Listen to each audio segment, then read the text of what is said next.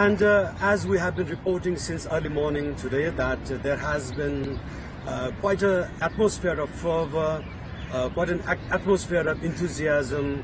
The people are quite upbeat about this by-election that is being held in 3 constituencies.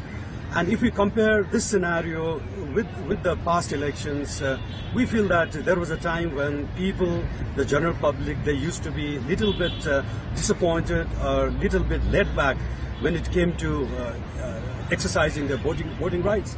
But that has not been the case this time around, as they are quite enthusiastic and upbeat about casting their votes this time around. And sensing the general mindset of the people, there used to be a time when people used to be a little bit confused about whom they are going to vote in the election, and that is not the case this time. And we can sense that the general public this time around in Tanahu, Bara and Chitwan, they are quite confident. They are very sure about the candidates they are going to vote this time around, and this surely augurs well for the future of parliamentary practice, the future of democracy in the country. Sarah. Amar, a lot of talk has been held about Bara by-election because of the candidacy of high-profile leaders. How do you see the scenario there in Bara too?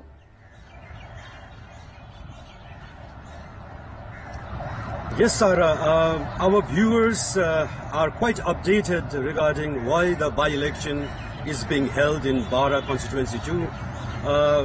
The Vice President Ramsar Yadav, his election to the Vice President position had vacated this Bara constituency 2, and it was a kind of a agreement among the alliance politics, among the alliance parties to field Upendra Yadav, Janata Samajwadi Party Chairman Upendra Yadav. He is actually, this is meant to be Upendra Yadav's safe passage to the parliament. However, things are not so easy as it meets the eye, as they say. And Upendra Yadav, the JSP chair, is likely to be given a tough fight by the Janmat contestant, the Janmat candidate Siva Chandra Kushwaha. And we might like to remind our viewers that during the November 20th election, general elections, Siva Chandra Kushwaha had come second behind Ramsar Yadav, and he had lost the elections to Ramsar Yadav, the eventual winner, by about 300 votes.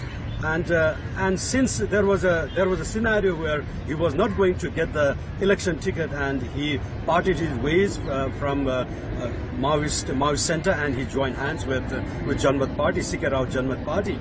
And there is in the Madhas provinces, in the Tarai communities, there is a kind of a swing that Janmat Party is gaining. Janmat Party is gaining significant popularity in the run-up to the election, in the run-up to the November 20th election, and in the run-up to this present by-election as well. And since Siva Chandra Kushwaha has quite a strong hold in the Bara constituency too, so he is likely to give a tough fight to Upendra Yadav, Sarah.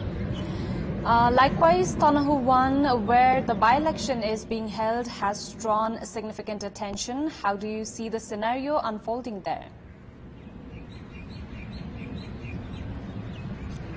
Yes, Tanahu 1 also, the inauguration of President Ramchandra Paudel actually vacated this constituency.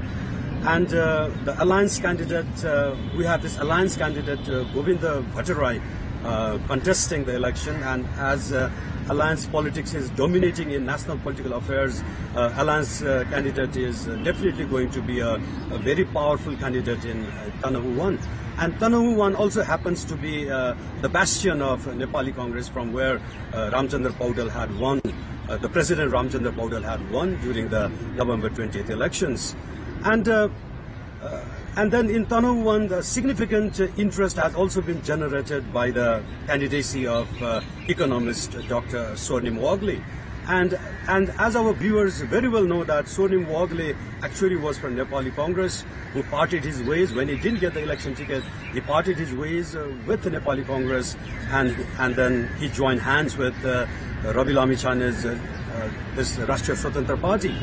And Rashtriya Swatantra Party is also another popular party these days, and which is having this swing votes. A lot of swing votes were seen during the November 20th elections, and this might work in favor of Swarnim Wagle.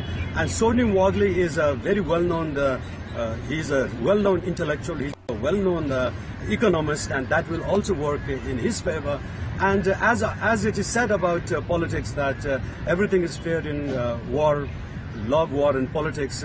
CPN-UML, the main opposition, might also play some kind of game, and CPN-UML might see that if its candidate, the former IGP chief Sarvendra Khanal, is not likely to do well here in Tanavu 1, so CPN-UML might think in line of not wasting their vote and support Swarnim Wagle. So these are all these calculations that is going on, but eventually it's up to the mind of the voters, Sarah. Last but not the least, Chitwan has been the toast of this by-election, where popular candidate Ravi Lamichhane is in the fray. How do you see the prospects of the candidates in Chitwan this time around, Amar? Yes, Sarah, Ravi Lamichhane, the RSP chair or president, he is definitely the toast of the by-election. And as we'd like to remind our viewers that Ravi Lamichhane, during the November 20th elections, he had won by a whopping margin of about 30,000 plus votes against his nearest rival, Umesh Shrestha of Nepali Congress. And so Ravi Lamichhane, understandably, is likely to do well again.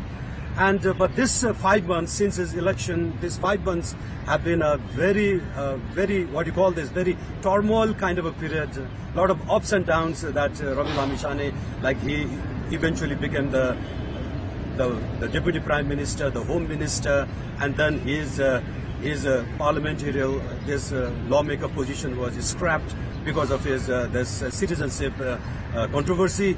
And once again, Ravi Lamichhane is there. So this time around, this is going to be this Ravi Lamichhane is like he had garnered about around about 40.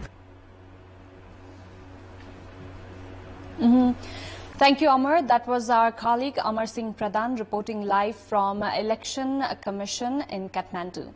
Now, moving to international updates,